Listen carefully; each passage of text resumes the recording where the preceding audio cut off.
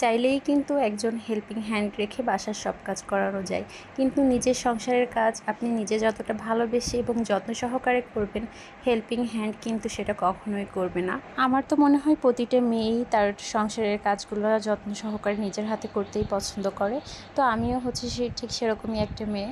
আমি সকালবেলা হচ্ছে আজকে হাজব্যান্ডকে একটু বাজারে পাঠিয়েছিলাম। আজকে যেহেতু আমাদের নড়াইল শহরে হাটের দিন ছিল, এই জন্য হচ্ছে তাকে টুকিটাকি কিছু বাজার করতে পাঠিয়েছিলাম, মানে যেটা প্রয়োজন। তাকে তো ধরে আনতে বললে বেঁধে নিয়ে আসে, এইসব কোনো কিছুই আমি লিস্টে দেইনি। সে হচ্ছে দেখেছে যে সব কিছু কমে এসেছে, মানে এই বাজারগুলো, সেই জন্য হচ্ছে সে এগুলো এক্সট্রা করে নিয়ে আসছে।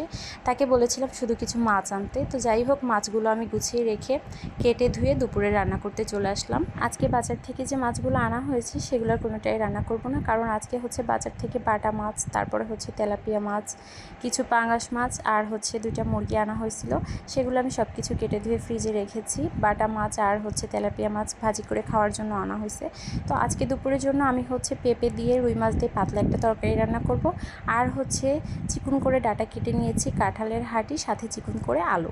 এটা দিয়ে হচ্ছে নদীর চিংড়ি মাছ দিয়ে চচ্চড়ি মতো করব, মানে মাখা মাখা একটা তরকারি করব। এটা খেতে কিন্তু ভীষণ মজা লাগে।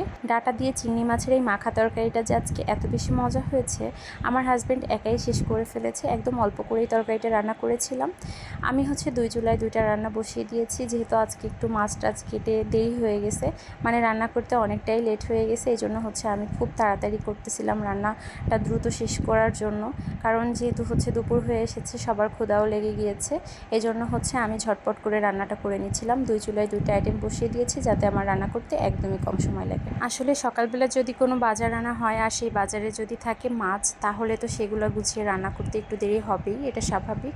তো আমি হচ্ছে এই যে নড়াইল অঞ্চলে আমরা তো পুরানো তরকারি ছাড়া খেতেই পারি না, এই জন্য আমরা হচ্ছে পেঁয়াজটা পুড়িয়ে তারপরে হচ্ছে মানে ভেজে জিরা দিয়ে ওটাকে উঠিয়ে রাখলাম। এটা হচ্ছে বেটে পরে তরকারি নামানোর আগে দিব।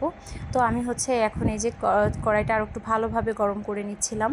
কড়াইয়ে আমি হচ্ছে আরও তেল দিয়ে নিলাম, আমার মনে হলো আর একটু তেল দেওয়া প্রয়োজন। তারপরে হচ্ছে আমি এই যে লবণ হলুদে মাখিয়ে রাখা রুই মাছটাকে ভেজে নেব।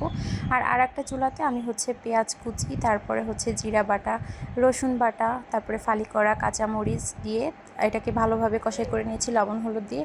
এরপরে আমি হচ্ছে বেছে রাখা চিংড়ি মাছটা দিয়ে দিয়েছি, ছোটো চিংড়িটা দিয়ে তারপরে আমি আরও একটু ভালোভাবে কষাই করে নিয়েছি।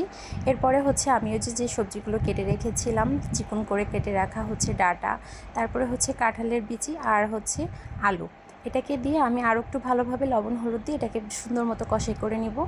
তরকারিটা যেহেতু আমি মাখা মাখা করব, মানে একদম চচ্চড়ি বললাম, তো এই জন্য হচ্ছে আমি পানির পরিমাণটা একদমই অল্প দিব। ডাটা তারপরে হচ্ছে আলু, এটা কিন্তু সিদ্ধ হতে একদমই কম সময় লাগে। আর কাঁঠালের হাঁটিটাও কিন্তু সিদ্ধ হয়ে যাবে খুব তাড়াতাড়ি, কারণ যেহেতু কাঁঠালের হাঁটিটা একদমই তাজা ছিল, মানে একদম শক্ত হাঁটি ছিল। এই হাঁটিগুলো হচ্ছে সিদ্ধ হতে খুব বেশি সময় লাগে না, এই জন্য আমি বুঝে শুনে একটু কম পানি দিয়েই রান্নাটা করব। এদিকে মাছ ভাজি উঠিয়ে রেখে সেই তেলেই পেঁপেটাকে লবণ হলুদ দিয়ে সুন্দর করে একটু কষাই করে তারপরে হচ্ছে কষাইয়ের পানি দিয়েছি। এদিকে হচ্ছে এই যে আমার চচ্চড়ি থেকে কিন্তু একদম তেল ছেড়ে দিয়েছে, মানে আমার রান্নাটা কিন্তু একদম কমপ্লিট হয়ে গিয়েছে। আর এদিকে দেখেন এই যে পেঁপের তরকারিও কমপ্লিট হয়ে গিয়েছে। আমার আজকের মতো রান্নাবান্না একদমই শেষ। তো যাই হোক, ভালো থাকবেন সবাই, আল্লাহ হাফেজ।